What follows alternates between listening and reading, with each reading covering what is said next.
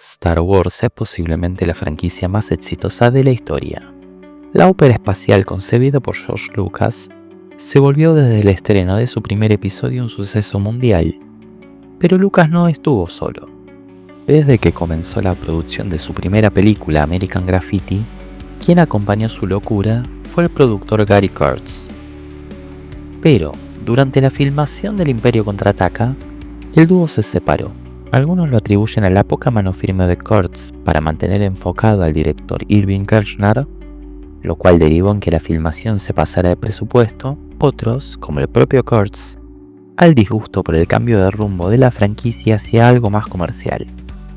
Siendo el único que le ponía freno a Lucas, también se utiliza su salida para explicar la liviandad de algunos momentos del episodio 6. Ya por su cuenta, produjo El Cristal Oscuro y Regreso a Oz, dos películas que no fueron precisamente un éxito comercial.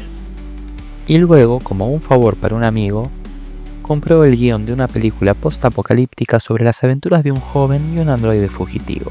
Contrató al director y guionista de Tron, Steven Lisberger, quien tomó el guión y, a pedido del propio productor, lo despojó del tono familiar y del contexto similar a Mad Max. Kurtz no se anduvo con chiquitas. Contrató como protagonista a Bill Paxton, quien venía de papeles secundarios en éxitos como Aliens y Near Dark, y como villano Mark Hamill. Y bien, la idea era filmar en Australia, por temas presupuestarios se terminó filmando en Irlanda. Los números no eran un factor menor. En comparación con las películas de la época, era una obra de bajo presupuesto. Una semana antes de la filmación, los inversores de la película se dieron cuenta que lo mejor no era una película oscura y adulta, sino una película más ATP. Y así el guión volvió a ser reescrito. ¿Y cómo salió? Slipstream comienza con créditos y una voz en off que cuenta que el planeta se cansó de los problemas de los hombres y, a fuerza de terremotos, inundaciones y otras catástrofes, redujo la población global. El posapocalipsis no es un desierto como suele mostrarse, y el mundo está sometido a un poderosísimo viento. En este contexto, vemos a un hombre de traje huir por las montañas y frenar para agarrar una hojita. En ese sutil y elegante acto, lo agarran a él dos cazarrecompensas que lo llevan a una cantina para comer algo antes de seguir su rumbo. Y ahí conocen a Matt, un Han Solo de bajo presupuesto, quien intentó sin suerte mostrarle su sable láser a esta rubia. Al otro cazarrecompensas ya lo conocemos. Oliendo que el prisionero puede traerle una gran recompensa, lo secuestra y se lo lleva en un planeador. Como lo único que hace el prisionero es recitar poesía, Matt lo bautiza Byron como el poeta. Y empieza un periplo por este mundo donde la gente aprovecha el viento para manejarse en planeadores. Vemos el pueblo de Matt y cómo el poeta fugitivo empieza a mostrar cosas muy extrañas al lograr que un chico ciego recupere la vista. Luego llegan a una caverna donde salva al líder de una secta adoradora del viento de morir bajo una piedra. Se lo agradecen de manera muy particular, lo acusan de ser parte de los avances tecnológicos que arruinaron al mundo y dejan literalmente su destino a merced del viento. Lo cuelgan de un barrilete. En medio de una tormenta de viento, reaparecen los cazarrecompensas, que habían puesto un rastreador en Matt. Intenta convencerlos para que lo ayuden a salvar la vida de Byron y le responden que no hay vida que salvar porque es un androide. El barrilete cae finalmente y tanto Byron como Matt logran huir con ayuda de esta colorada que anda por el mundo desierto y que lo lleva a su hogar, una suerte de museo escondido lleno de cosas del antiguo mundo. Byron está en su salsa en una biblioteca y aquí es donde empieza a desarrollar sentimientos humanos. Se enamora de la chica, duerme con ella y hasta sueña con una tierra prometida habitada por otros androides, en el lugar donde termina el viento. Pero por supuesto que esto no iba a tener un final feliz. Los cazarrecompensas irrumpen en el museo y en un forcejeo con Byron, el rubio mata a la colorada. Sabiendo la que se le viene, intenta huir, pero el descorazonado y furioso androide sale a la casa y se sube al planeador en marcha.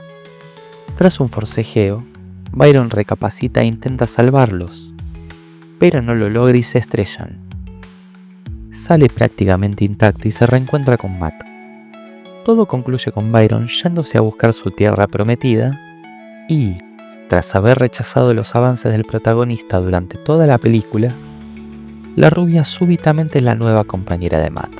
Slipstream fue promocionada como una obra de ciencia ficción de el productor de Star Wars, con el protagonista principal de la saga, el director de una película de culto como Tron, y un ascendente actor que venía de participar en 2 éxitos.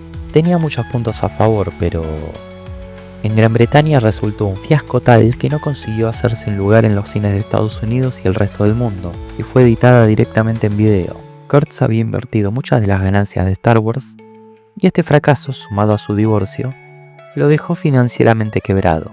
Los derechos de la película quedaron en el aire y hoy se encuentra en el dominio público.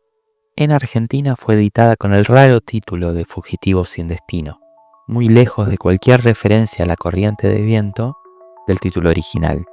El título español, La furia del viento, mucho más adecuado. Fue el último intento de Steven Lisberger como director.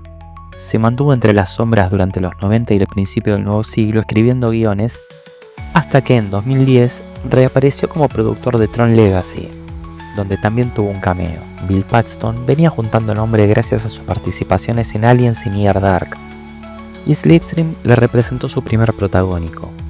Con un productor que tenía Star Wars en su currículum, era una oportunidad para que su carrera pegara un salto. ¡Voy a lograrlo! ¡Voy a lograrlo! ¡Es la gran sensación de mi vida! ¡Soy el rey del mundo!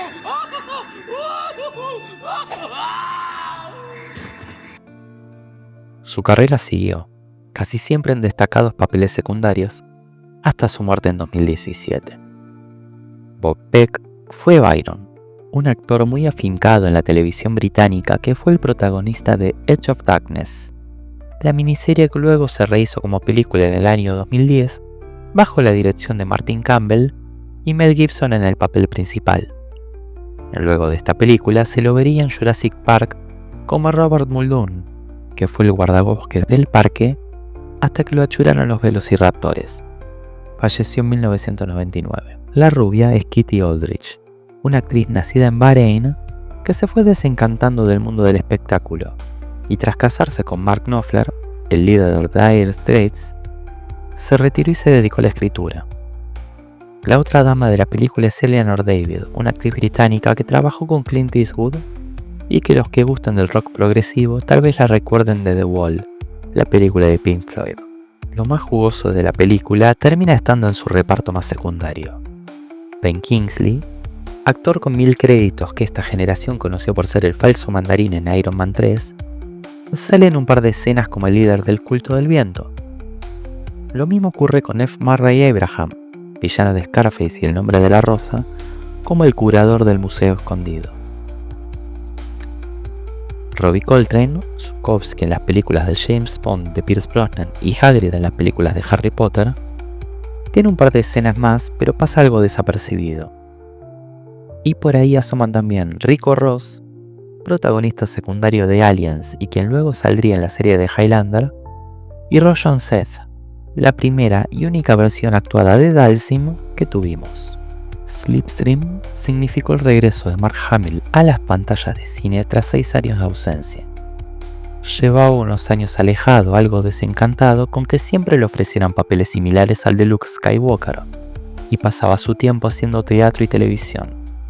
El papel de villano no era lo habitual para él, y no pudo negarse a su viejo conocido. Luego de esto, sería el Trickster en la serie de Flash, y empezaría a aportar la voz para proyectos animados varios, convirtiéndose así en la voz más destacada del Joker. Hizo otras películas de ciencia ficción, trabajó con John Carpenter, y también volvería a Star Wars cuando Disney hizo esto. Pero esa es otra historia.